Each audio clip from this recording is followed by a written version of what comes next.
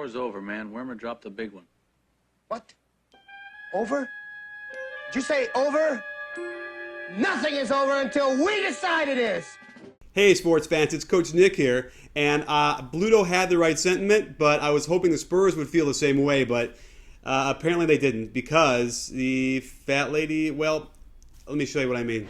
When dreams are made and used and wasted. Well, to a lot of Suns fans, I'm sure her voice is sounding really nice. But to the Spurs fans, what it's sounding is the end of an era, because Tim Duncan's time might very well be over. I would place most of the blame on his shoulders and mostly on the defensive end. And let me show you what I mean. Popovich starts Tony Parker here, which is a great move because you get instant offense as he blows by Steve Nash for a layup. To counter the pick and roll, they switch instead, which the problem is it leaves Parker on Grant Hill. They're ready for that, so they aggressively double team that and get a turnover. They hadn't done that before.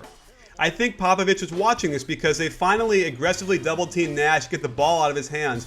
Look what kind of a bad shot they get when Nash doesn't have control of the ball. It's amazing, isn't it? They squeeze Nash again off the pick and roll and he throws the ball away. Everything's looking great for the Spurs. Here comes Parker, blows by the whole team and gets another layup. Look at Duncan's effort here as he hedges correctly and actually sprints to get back in position, and it forces Phoenix into a bad shot. Where has this been the whole series?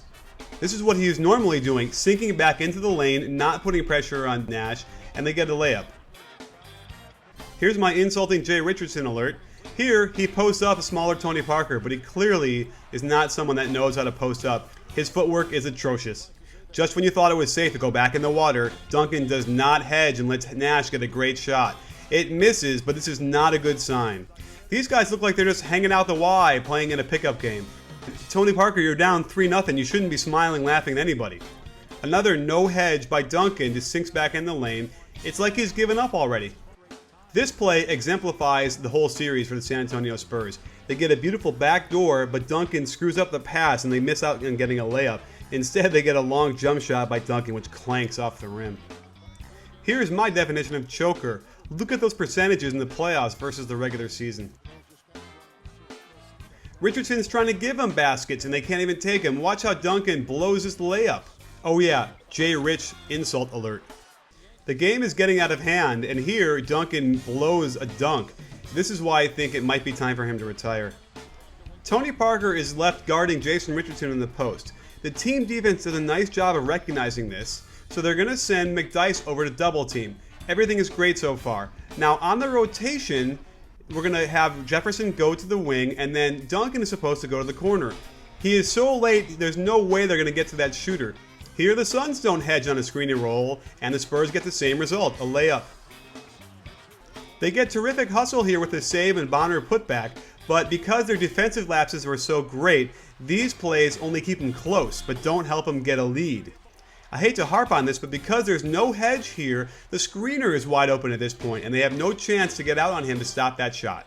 At this point in the game, it's imperative your defense is in sync. Here, both Bonner and Duncan get caught fighting with Stoudemire, so Duncan can't get in position to help the drive, and Bonner doesn't see that his man cuts the basket for a layup and a foul. Here's an example of bad footwork on a shot fake, and because of it, he can't get open to get a good shot and misses. Now watch carefully, his right foot will jab to the right backwards when he needs to go the other direction. He's too slow to get that shot off, and as a result, he misses. This has to be the worst hedge I've seen all series by Tim Duncan. It's almost like they've given up. And at this point, they make a run later on, but the game is essentially over.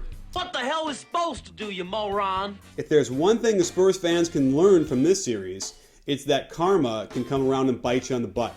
Because a few years ago, we might remember Robert Horry threw Nash into the stands, and they got into a big fight, and the Suns ultimately lost that series because of it.